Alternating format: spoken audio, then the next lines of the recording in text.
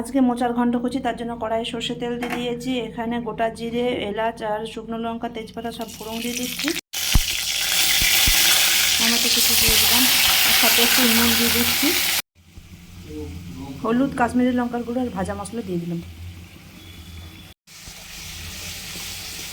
মশলাটা আমার ভাজা হয়ে গেছে। এতে হচ্ছে আগের থেকে সেদ্ধ করে রাখা নুন হলুদ দিয়ে মোচাটা দিয়ে দিলাম। সেদ্ধ করে রাখা ছোলাটা দিয়ে দিচ্ছি। এর সাথে কোরানো নারকেল দিয়ে দিলাম।